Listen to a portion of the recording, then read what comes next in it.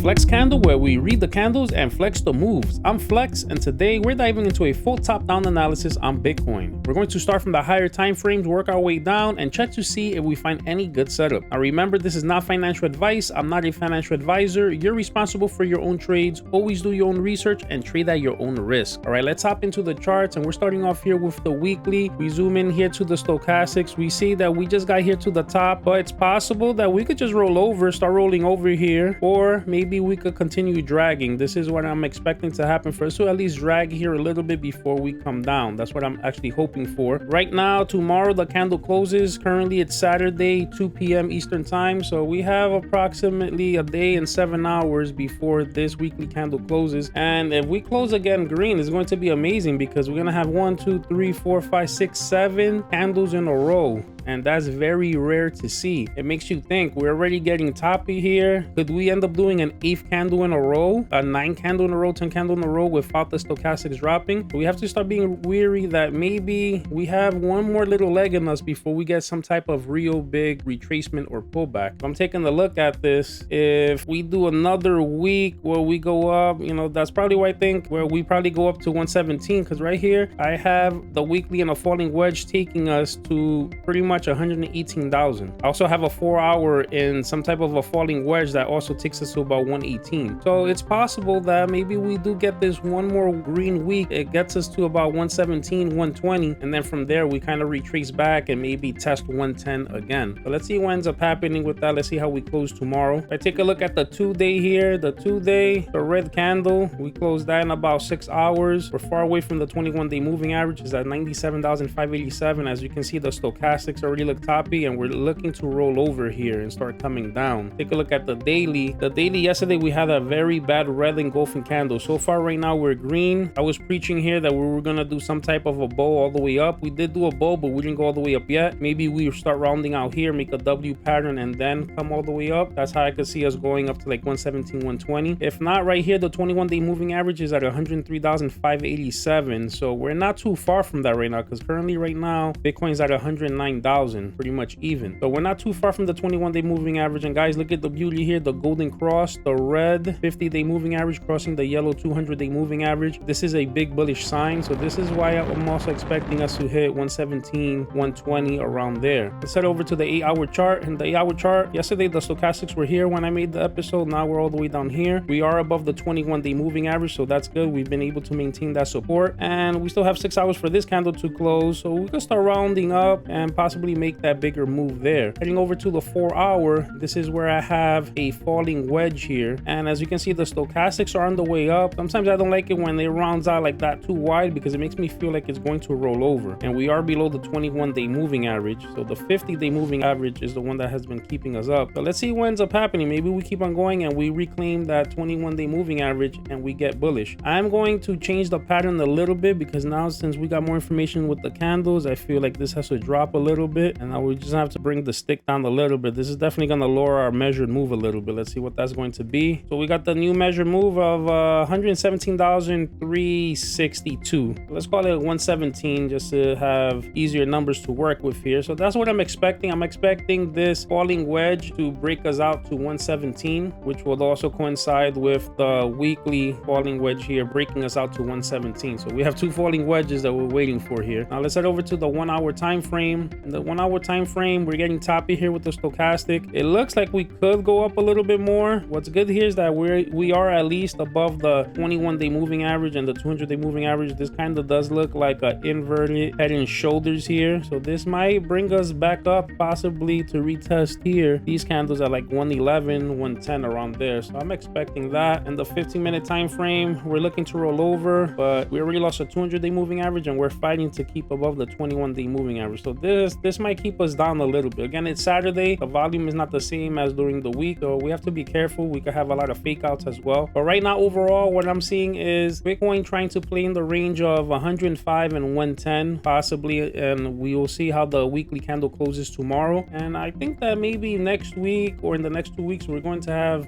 some pretty big pumps. Let's see what ends up happening. So far, all my predictions have taken about 2 weeks. When I said we're going to 93k, that took about 2 weeks. When I said we're going to 100k, that took about about 2 weeks. When I said we're going to 110, that took about 2 weeks. Now I'm saying we're going to 117, 120. I think we might need another week or so to let that happen. All right, so that's the breakdown. If this gave you clarity or a setup to watch, do me a favor, like, drop a comment, and subscribe. And if you have a stock or crypto you want me to go over, drop it in the comment section. This is Flex Candle, where we read the candles and flex the moves. Catch you on the next chart.